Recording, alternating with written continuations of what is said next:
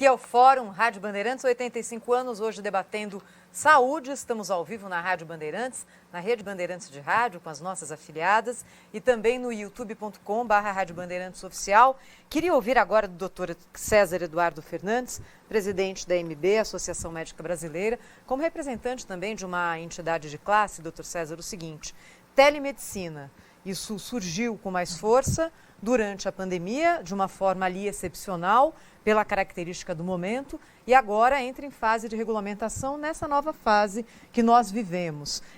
Quais são os limites e as possibilidades que o senhor vê para essa nova forma de interação médico-paciente? Eu entendo que se nós estivéssemos tratando desse assunto em 2019, talvez tivéssemos posições não plenamente alinhadas pela ignorância que cada um de nós tinha da importância desta ferramenta. Essa é uma ferramenta para se fazer a medicina. A medicina é a mesma, presencialmente, ou por teleconsulta, ou por outras variantes do que se convencionou chamar de telesaúde. Você tem telemonitoramento, teleenfermagem, você tem várias possibilidades em diferentes campos da assistência médica, assistência de saúde, usar esse recurso chamado de telemedicina. Então, eu imagino que, se estivéssemos discutindo há algum tempo, talvez pensássemos diferente. Eu mesmo teria muita dúvida em prestar a opinião que eu vou ter agora em relação a esse assunto. Eu considero... Eu tive que aprender a telemedicina por conta própria, a teleconsulta por conta própria. Porque, de repente, eu, que sou um ginecologista, jurássico como sou, com uma clientela estabelecida, que aprendeu a confiar no meu trabalho, de repente eu não ia mais no consultório.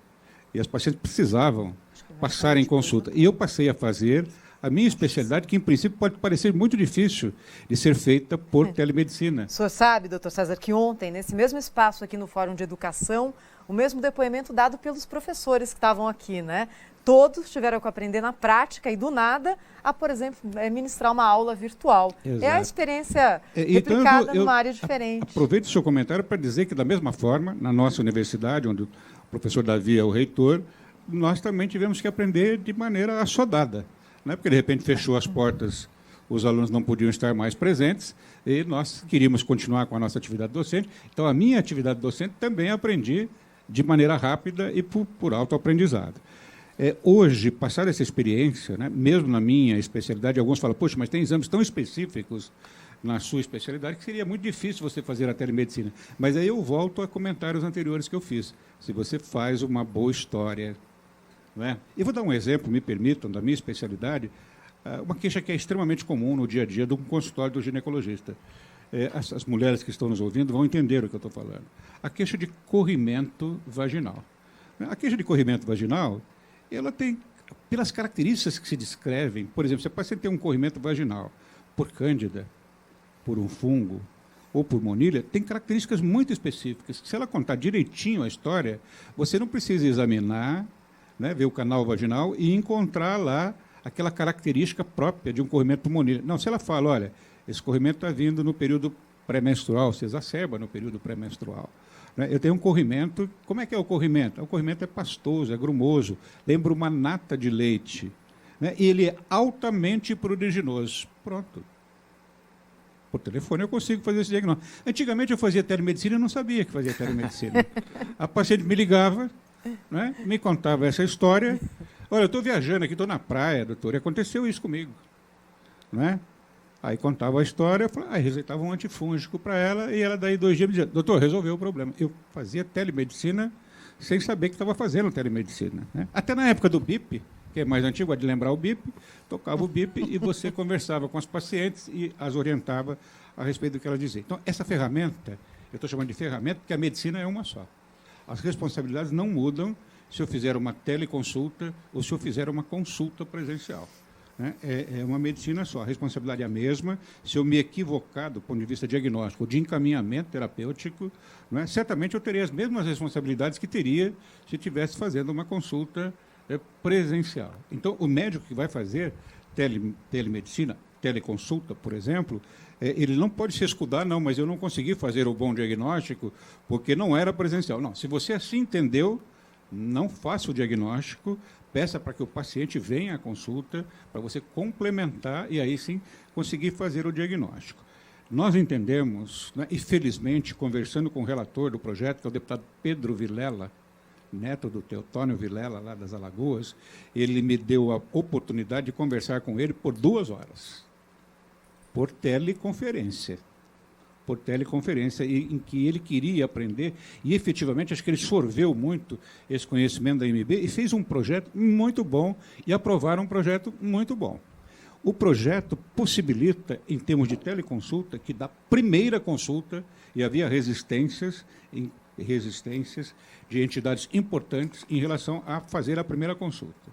Não, a primeira não pode fazer por telemedicina, você só pode fazer a primeira consulta presencialmente. E eu sempre defendi o contrário, que isso é autonomia, que é uma palavra extremamente valiosa, autonomia do paciente e autonomia do médico. Ao terminar a primeira consulta, a segunda, a enésima consulta, pacientes e médicos, né, têm que se sentir seguros de que estão fazendo, particularmente o médico e o paciente por convencimento, de que ele teve todos os elementos para fazer a formulação da hipótese diagnóstica.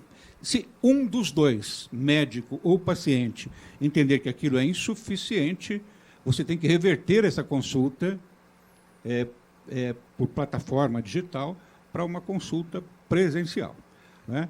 Isso excetua as emergências. Se alguém está num estado de emergência, de risco, não dá para fazer teleconsulta, né?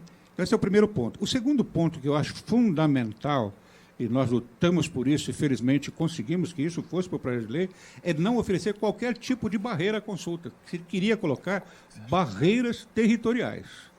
Eu sou um médico aqui, por acaso vivo aqui em São Paulo, mas isso vale para o médico de qualquer outro estado.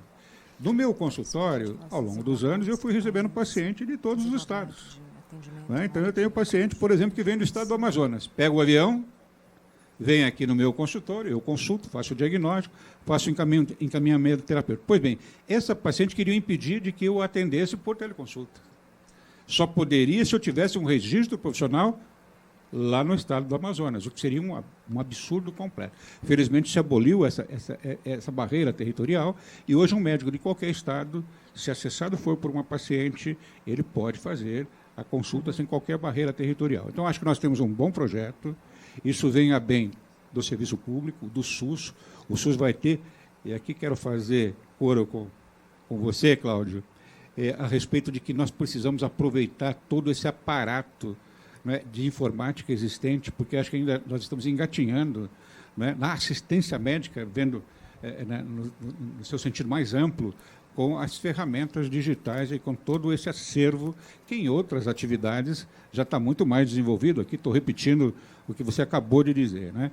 A teleconsulta é um passo importante, a telemedicina, mas ela não encerra toda a possibilidade que você tem de aprovar esse acervo de conhecimento que a humanidade acumulou em tão poucos anos, né, em benefício da assistência médica. Telesaúde, telemedicina, teleconsulta, acho que é fantástico e veio a bem. E sempre a pergunta que eu me faço para tomar qualquer decisão, a primeira pergunta que eu me faço, isso é bom para o paciente? Se não responder positivamente essa pergunta, eu não posso progredir com isso. Eu não tenho que perguntar se é bom para mim, médico. Eu tenho que perguntar se é bom para o paciente, né? Se é bom para o paciente, aí eu vou analisar outras questões. E isso é muito bom para os pacientes.